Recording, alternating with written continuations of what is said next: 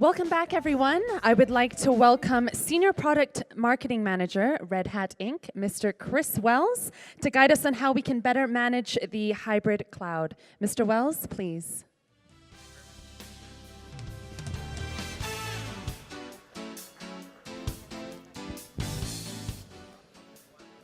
Well, thank you very much for the kind introduction. And I want to thank all of you for staying. You guys are the diehards. You are hardcore that you're going to stay here to the end because you really wanted to see me, or more likely you're just hoping to win one of the prizes at the end is probably the more likely answer. But I'll try to make this as entertaining as I possibly can as we go through the next half hour or so on this session talking about the management side of things. So again, my name is Chris Wells. I work in one of our business units at Red Hat inside of our cloud management team. And so my team is really responsible for some of our different management products that we offer. And so far today, we've talked a lot about the different trends that are going on. We've talked a lot about, particularly around cloud computing and stuff. And we've had a lot of focus really on kind of the infrastructure side of it.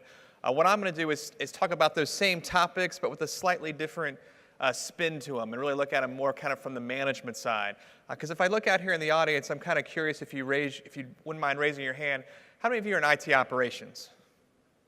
Yeah, a lot of us are in IT operations, and I know one of the things that I get to do in my job that I really enjoy a lot is spending time with customers, talking about what are the challenges that you face in IT operations every day, trying to keep all the systems running with all the different demands that are coming at you with more and more systems and stuff. How do you keep all those kind of things running, and how do you meet those challenges? That's what I really want to focus on in this particular challenge, in this particular section.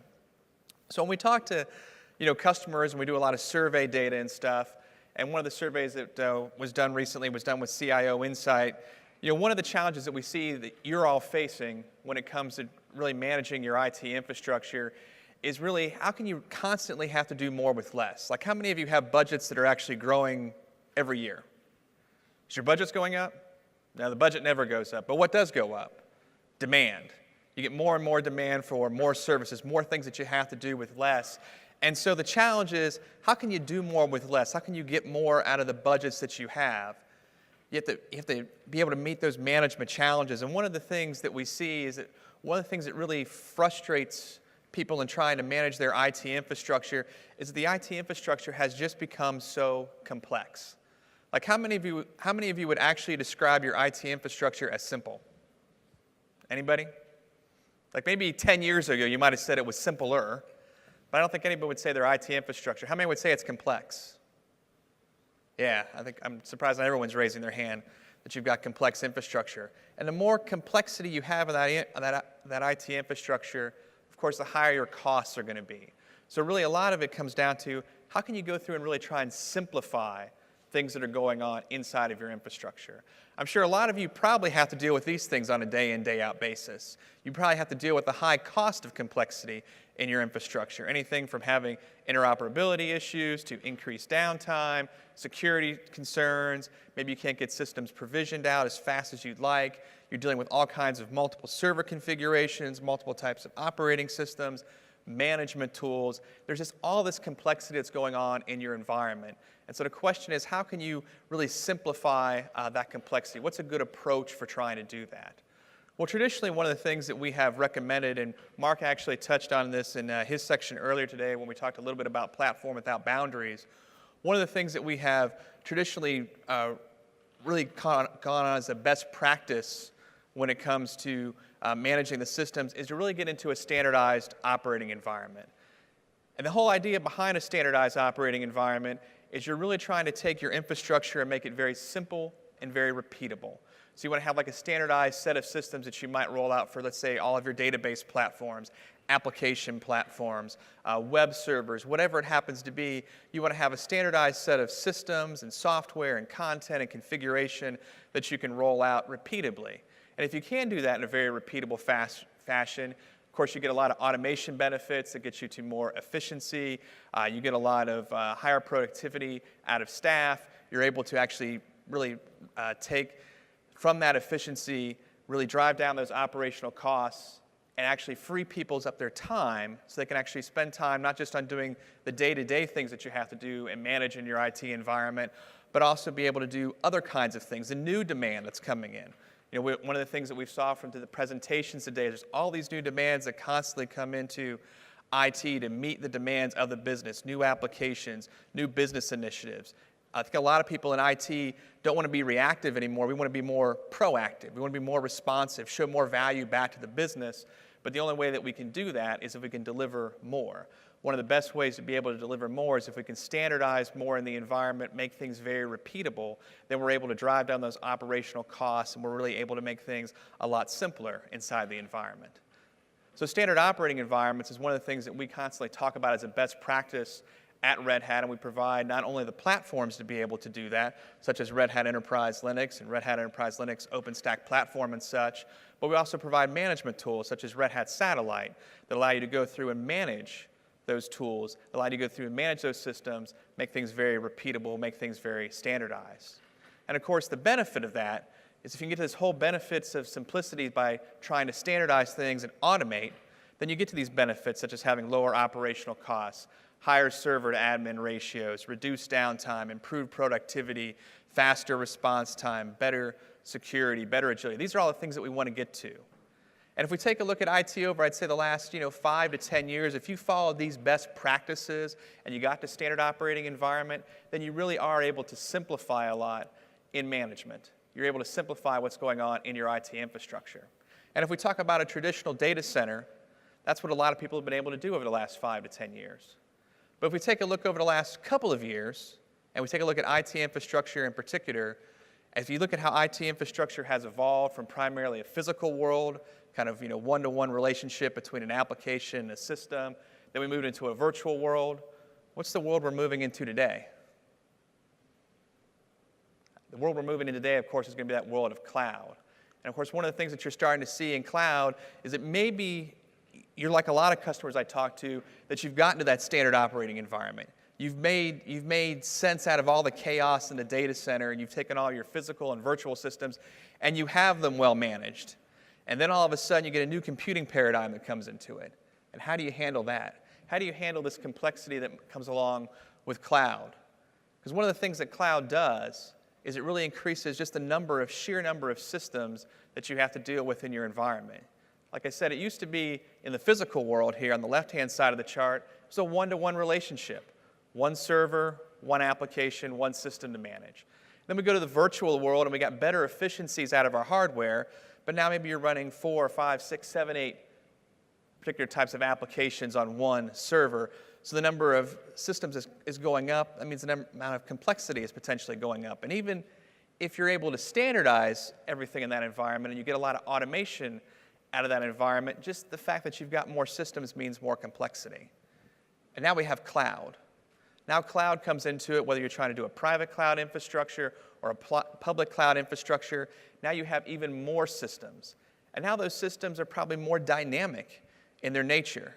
Because when you talk about systems that are in the physical world or the virtual world, they probably existed for years at a time. You deploy a system on physical hardware, you probably left that system out there until you retired that hardware.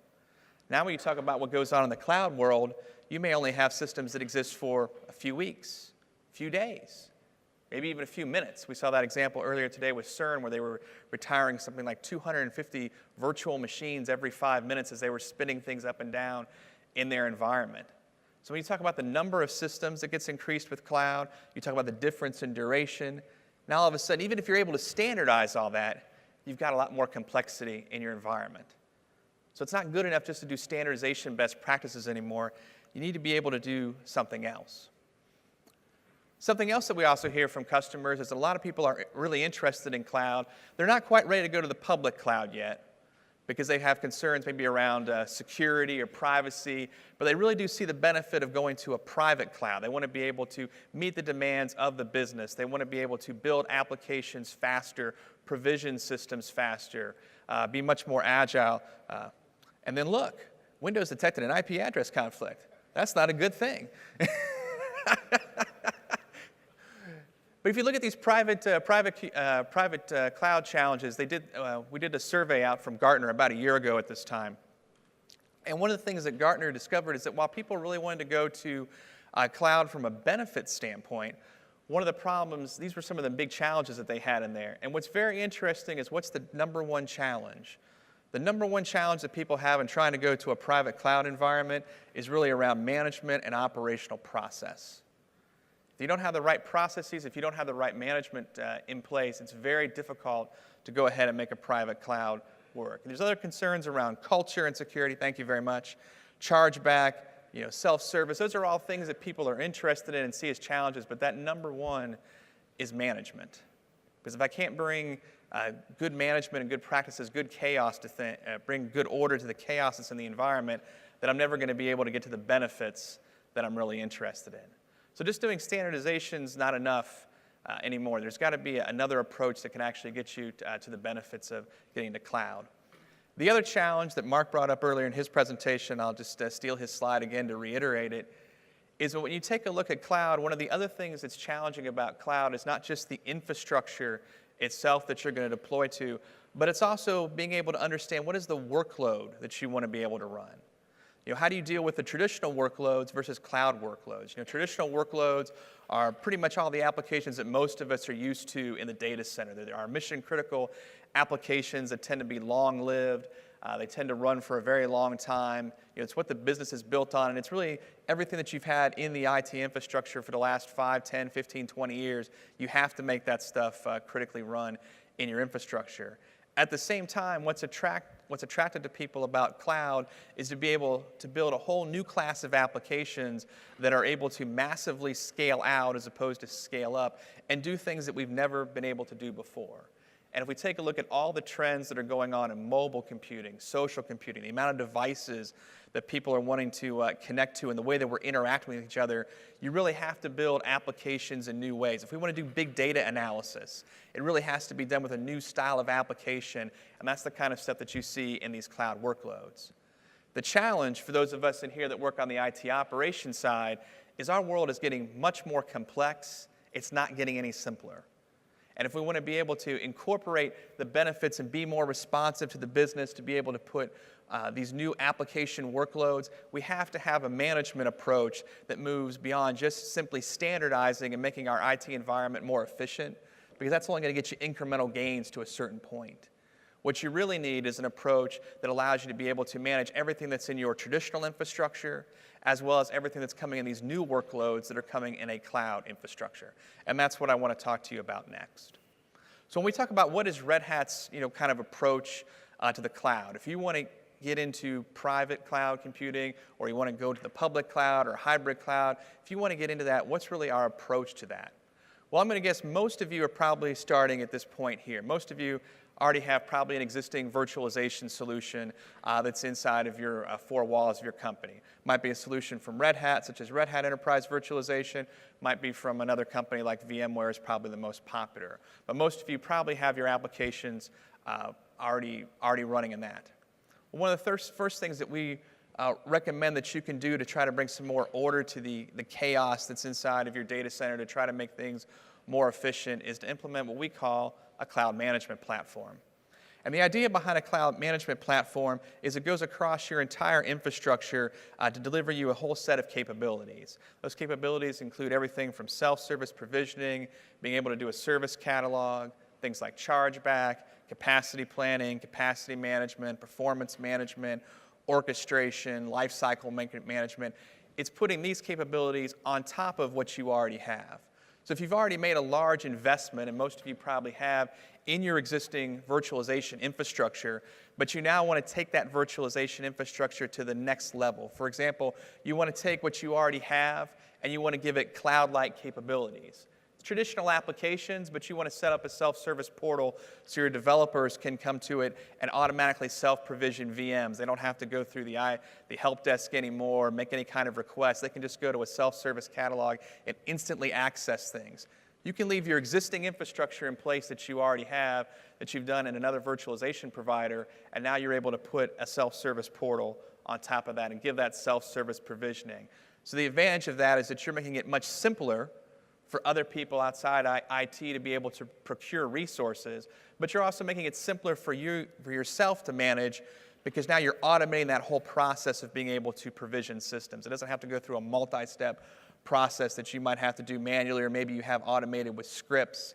You've got the entire thing down and orchestrated through a cloud management platform. Now that's where we recommend people kind of start. Go ahead and take that existing virtualization infrastructure and automate it and make it more efficient. The second thing that you can do is you can then start to look at other types of virtualization infrastructures. What we find when we talk to a lot of customers is they tend to standardize on one vendor. They tend to standardize on one virtualization platform because it just makes their life simpler. They only have to worry about one thing. The downside of doing that is you tend to pay an awful lot in terms of cost for being able to standardize on that one particular type of platform, because that's where you're putting all of your automation, that's where you're putting everything that you're doing around the system is in that one place. What you can do with a cloud management platform is you're actually doing kind of the next level of abstraction. You think of what virtualization, server virtualization did for hardware, where it abstracted away the hardware. What a cloud management platform can actually do is abstract away the virtualization resources. So now what you can do is you can actually run multiple different types of virtualization providers underneath it. You're doing all the management at the cloud management platform, so really all of your interaction, all of your customizations and things that you're doing are really now at a higher level of abstraction. And what that allows you to do is you can have different types of virtualization providers that you can get different benefits from. So for example, if you have an existing set of virtualization providers that you want to use, you can to leverage that investment. But then if you want to look at alternative virtualization providers, because maybe you get better performance, maybe you get better security, maybe you get better cost dynamics, you have that option now, because you have one place where you're managing everything through the cloud management platform, but now you can move your workloads around. And these are kind of your traditional workloads that you can move around across different virtualization providers. And that's everything that you're really doing when you're talking about on kind of your traditional application side of it. Now, the other thing that we've been talking about today is what happens when you want to move into these new cloud age applications. Earlier when Mark was talking about OpenStack, one of the big advantages of OpenStack is the fact that it allows you to have this cloud platform, cloud infrastructure platform, that you can build these new age applications on. So if you need to do big data analysis, if you want to build new applications to meet demands for your business because you want applications that are able to massively scale out to do the types of data processing and analytics that you have inside of your organization and be able to meet those demands, OpenStack is the perfect place to be able to do that, because that's what it's designed for, is to build applications that massively scale out. The challenge, for those of you that are on the IT operations side, is you probably don't want to have a completely different management interface for your cloud-based applications than on your traditional-based applications. You don't want to have different management silos. You don't want to have different user interfaces. You don't want to have a different self-service portal, a different way to do capacity analysis, planning, orchestration, audit, policy. You don't want that. The beauty of going with a common cloud management platform is you're abstracting away all that different infrastructure that's underneath it. You can have one self-service catalog where users and developers can come in to get their applications, and then in the background, it will determine whether or not that's a traditional type of application, and maybe based on a policy of who that user is and what their role is and what they're allowed to have access to. It can then determine if it should give them access to a traditional VM, or maybe they're building a new cloud age type of application, and based again on policy and audit and security and everything else, it decides to give them access to stuff that's going on the OpenStack platform. The advantage from an IT operations standpoint is you only have to worry about managing one layer at that cloud management platform, yet you get the benefit of being able to have multiple different types of infrastructure underneath the hood, so that you're able to kind of really have the right infrastructure for the right job. So now you've got, through this cloud management platform, the ability to do your traditional applications as well as be able to do your cloud-enabled applications. And by putting all those things together, using the combination of the cloud management platform, using a combination of the virtualization providers and OpenStack, you're now able to build out your private cloud. Now, the other piece of this is when we talk about cloud today, it's not just about the private cloud, but of course you've got public cloud resources that are out there as well. And maybe you're on the fence. Maybe you're not quite sure if you're ready to go full in on public cloud, but there definitely are use cases where it makes sense to be able to burst out into the public cloud. Or I've actually talked to several customers who said, we have a public cloud problem. We have users in our organization that have bypassed IT operations, have bypassed IT, and they're going directly to the public cloud. So as an IT organization, I can't tell them no, but I need to have some better controls in place. I need to be able to determine what their access is. I need to be able to put some policies in place. I need to be able to do IT audits and tracking, because I don't really want them to go to the public cloud, but I can't stop them from going. And so can you give me a tool set to have better controls around those kinds of things? And again, that's where something like a cloud management platform can help out.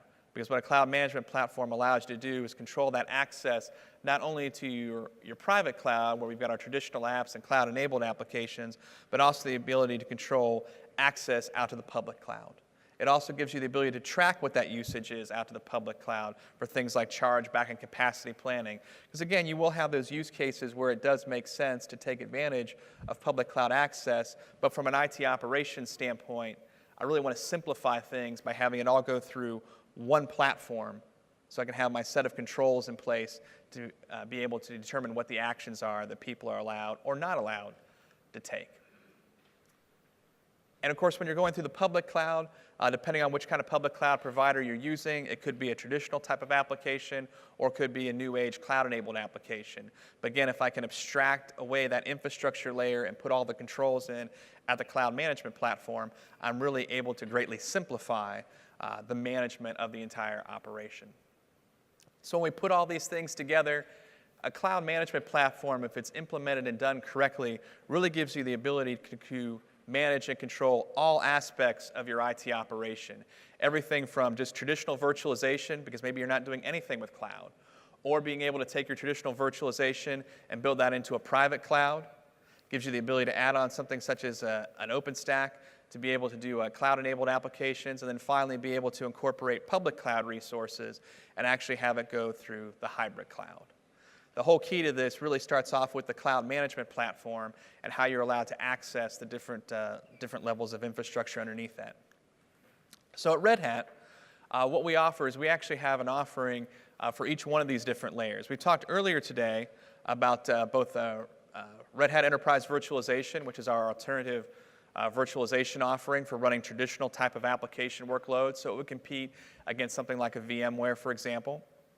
We also have talked about Red Hat Enterprise Linux OpenStack Platform. That's what we offer if you want to build out new Cloud Age applications. And the new piece that I'm introducing here is what we call Red Hat CloudForms. And Red Hat CloudForms is the cloud management platform that Red Hat offers. So using CloudForms allows you to be able to have one management console, if you will, one single pane of glass to be able to manage everything in your cloud infrastructure across traditional applications, across cloud-enabled applications, private, public, hybrid cloud, all in one place. The other thing that we offer here at Red Hat is we give you different options in terms of how you want to purchase. If you want to buy a Red Hat subscription, you can buy these for the individual products themselves. So you might decide, well, I've got primarily a heavy VMware environment, but I want to add some cloud-like capabilities to my VMware environment. So you could purchase this CloudForms standalone, or you might decide that you do want to go now to the new cloud-enabled type of application, so you're interested in Red Hat Enterprise Linux OpenStack platform, but you also want to have CloudForms involved from the management aspect. So we also offer an offering that we call Red Hat Cloud Infrastructure.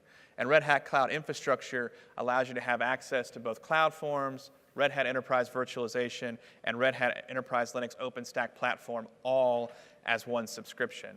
Now, it's more than just a bundle of products. Because one of the other thing that we're doing is that we've been spending a lot of time going through and doing all kinds of integration points between the different types of products. So for example, we just recently put out a new version of CloudForms that we announced at VMworld back in August. That had a lot of heavy integration points into Red Hat Enterprise Linux OpenStack. Also has a lot of integration points into Rev as well. So again, Red Hat Cloud Infrastructure gives you the ability to bring all these things together so that you got your cloud management platform, you've got the ability to do traditional applications, cloud-based applications. But if we go back to what the goal is here, the goal that I really want you to walk away from here is if you're trying to simplify your IT operations, you should really take a look at a cloud management platform. Because the idea behind that cloud management platform is it's really abstracting away a lot of the infrastructure. Similar to what virtualization has done to hardware, now what you're starting to do is you start to see with multiple hypervisors, multiple public clouds, cloud platforms such as OpenStack, you don't want to have management consoles for every single one of those. You'd like to have one common place to go. That's the goal behind a cloud management platform. So if your goal is really to simplify your IT environment, one of the easiest ways to do that is to go with a cloud management platform that allows you to have a higher level of abstraction. Now, to give you kind of an example of some of the things that people have done with CloudForms in the past, we've worked with a lot of different companies in a lot of different vertical industries, so everything from healthcare, financial services, manufacturing. This particular example is around the financial services side. And this is a pretty large company. I mean, you can see they had 64,000 employees across 50 different countries, very large distributed IT infrastructure all over the world, from the Americas to APAC to EMEA. And the real challenge that they were really faced is that they had a heavily virtualized infrastructure. But even though it was heavily virtualized, they really didn't have a lot of visibility into how it was actually being used. They were really struggling with capacity planning, capacity management.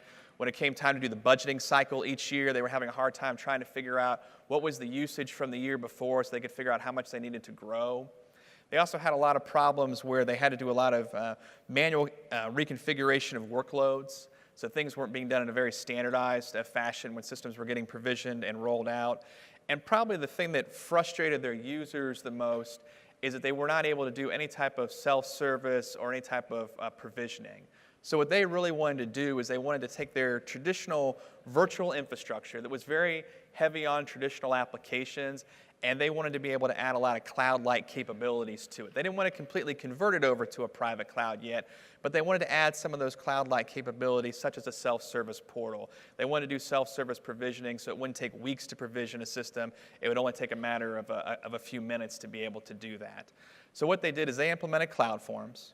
And by putting CloudForms and taking their existing infrastructure, they really didn't have to change out the existing virtualized infrastructure because it was already well in place and they already had a tremendous amount of investment there. But they were simply able to layer CloudForms as a cloud management platform on top of that. And by doing that, that gave them a single pane of glass view into everything in their global infrastructure. So now instead of having different management consoles in different places for different data centers, they had one master place they could go to and have instant visibility into everything across their entire global infrastructure. It really helped in terms of their service delivery because now they were able to give self-service access to people to come and consume resources. And what previously took about 3 weeks for them to provision a new system, now they could get down to 15 minutes. And that was a real, for the internal IT team, that was a huge win because that was something very visible that they could show that they were better responding to the needs of the business by taking that time and going from 3 weeks down into 15 minutes. The other part that they could do is they could get a lot better visibility, not only because it was a single pane of glass, but because CloudForms has capabilities around doing capacity planning, capacity management for all the metrics that flow in and out of the system. They got much better visibility into how they were actually using the resources. So when it came time for budget allocations and projections for the next year, they could go back and look at and actually see what the actual utilization was to actually figure out what they actually needed to buy for the next year. So from an overall IT operations standpoint, it really greatly simplified what they were trying to manage in their environment from a day-to-day basis, but it also allowed that IT operations team to show more value back to the business because they were better responding by being able to provision systems faster. They were more accurate in their budget forecasts and budget planning, which the business appreciated, and they were also just much more agile in what they were able to do. So again, that's what the benefit of a cloud management platform is. Not having to rip out the existing infrastructure they already had a huge amount of investment in, but being able to be much more responsive and get better visibility into it and getting better value out of it. Fortunately, I only got a couple of minutes left. I got a couple more examples, but I won't have time to get through all those. But I want to kind of sum things up in kind of this final slide here. You know, we spent a lot of time today talking about the different types of infrastructure that we can offer from virtualization through OpenStack. And I want to leave you when it comes down to the management side. You know, I've spent this last half hour or so really talking about a cloud management platform in CloudForms. But I also want to talk about how that interacts with some of the other management tools that we have here at Red Hat. CloudForms is really responsible for kind of that higher level type of management across your systems, but we do have other tools that are responsible at the management level as well. One of those is Red Hat Satellite. Other tools are things like Red Hat Enterprise Virtualization. How many of you are familiar with Satellite? Okay. If you're not familiar with Satellite, Satellite is our tool for managing the life cycle of Red Hat Enterprise Linux. So it does everything in your data center. If you're standardizing on Red Hat Enterprise Linux, everything from going through and doing the actual build out and provisioning of systems, it does configuration management, software and content management. I like to think of Satellite kind of as a lower level elemental tool. It's actually going through and doing all the interactions on the system, whereas CloudForms is kind of a higher level tool. It's doing more orchestration types of things. The one thing that I want you to really take away from this particular discussion is a lot of times I'll get questions from people. They'll get confusion over whether or not you need one or the other. And what I want you to be able to take away from this is you actually need both. They're actually complementary tools to one another. They actually work together. Satellite does kind of the low-level stuff, and then CloudForms does the higher-level orchestration types of things. If you have any other questions today, I'll be around for a while. I'd be happy to answer any questions you'd have around our management portfolio, around CloudForms, around Satellite, or anything else. But that's all the time I have time for right now. Thank you very much. Thank you very much, Mr. Wells.